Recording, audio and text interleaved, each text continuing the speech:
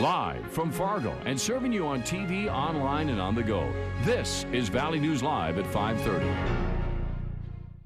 For my 16-year career in law enforcement, this is our first, thankfully, and I'm glad we had a positive outcome.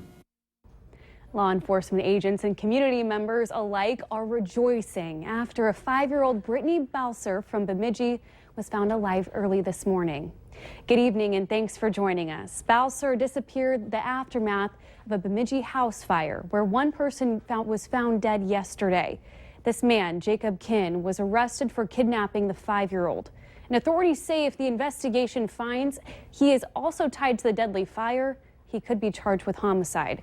Valley News Team's Cornelius Hawker has the latest in the investigation and explains how authorities found the girl. Jacob William Kinn has been arrested for kidnapping and is currently incarcerated in the Beltrami County Jail awaiting formal charges. Kinn is at the center of this investigation that involves a house fire, an apparent homicide, and a kidnapping, according to Bemidji police. Jacob William Kinn, age 32, was identified as a person of interest.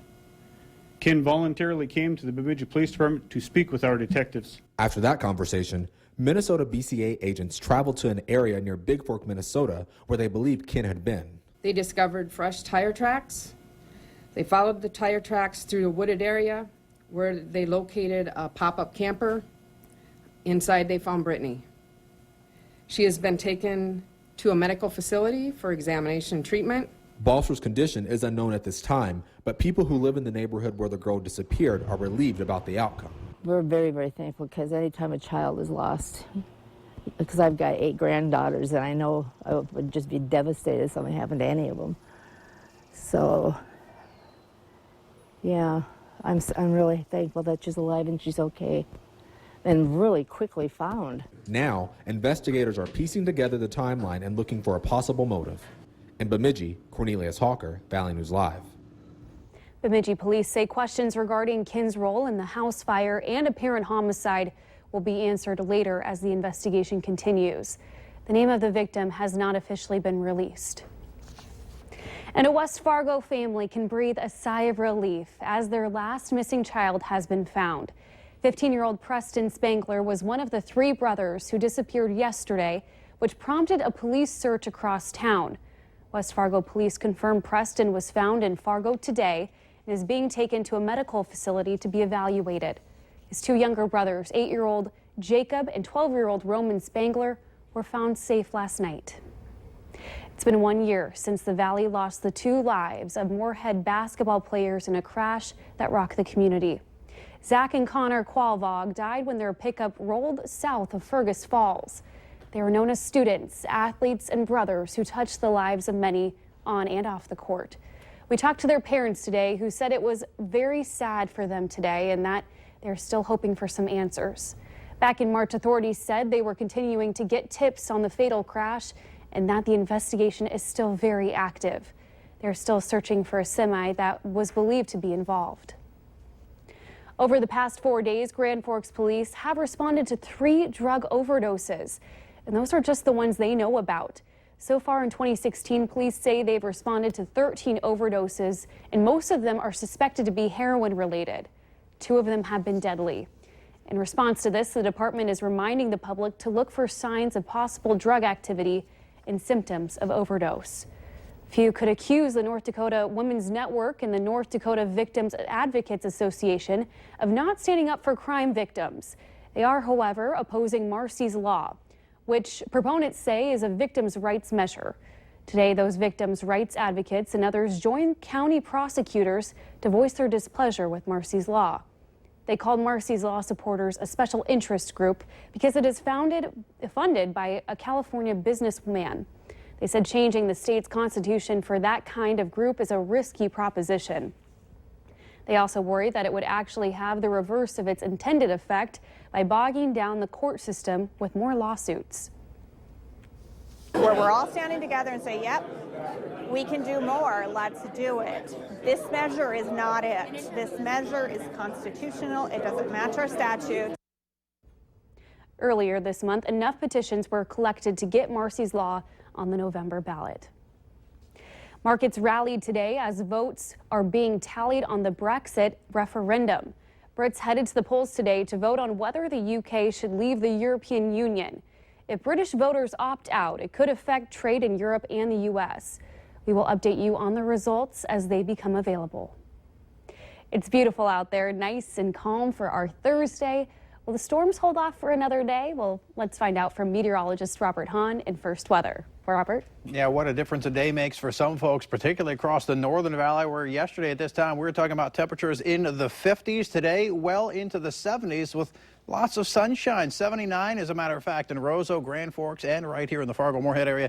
78 down in Sisseton. Winds, they've been light all day. They'll remain light as we head through the evening, but they'll kick up out of the south as we head through the day tomorrow, with some gusts over 30 miles per hour as some warmer and more humid air starts making its way on through the valley. Hardly a cloud in the sky, and with hardly a cloud in the sky, well, you guessed it, no precipitation out there.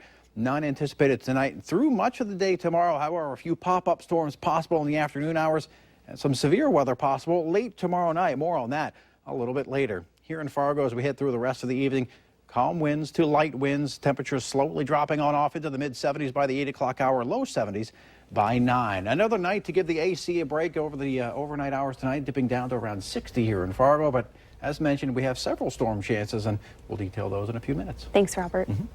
You may have noticed getting around Moorhead is a bit difficult, especially with most of the city's major roads under construction. In fact, 4 out of 6 major roads there are seeing big construction projects. The majority are in the heart of Moorhead. Another big one is on 8th Street near the interstate. Center Avenue, Main Avenue, and 8th Street are seeing closures and lane reductions in an attempt to make the area more efficient. One businessman who's impacted says he's thankful for his loyal customers because the commute to work has been so rough for him. I drive this in my sleep. I've done it for 30 years, okay? But it seems like every time things change and we have to find a different route. And I feel bad for our patients because a lot of times they're not coming here on a frequent basis and they're really struggling. The Moorhead Assistant City Engineer says the city has a perfect storm of road construction. We asked him tonight on Valley News Live at 6, why did all these projects have to be done at once? Hear his answer along with how people are handling the construction mess. If you're heading out to a local county or state fair, you'll want to leave your drone and selfie stick at home.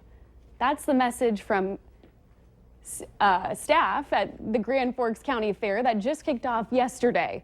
They say certain technology can get in the way of the moving rides and cause some major safety issues. They're a safety hazard on rides. Selfie sticks that people are trying to take, as they're going around, there's beams and struts sticking out. So it's actually become a safety hazard for the whole fair industry around the country. So we've set up the same policy that almost all fairs do of no selfie sticks on the grounds. They also ask that you don't bring your pets to the fair. As for the safety of the rides themselves, Landis says the ride company is constantly doing maintenance checks. They are required to report and fix any issues immediately. And you hear it every summer, the importance of wearing sunscreen. But what about your eyes? Optometrists say wearing sunglasses is just as important because UV rays can be dangerous for the eyes. Experts say even if you don't need a prescription, it's important to have your eyes checked regularly.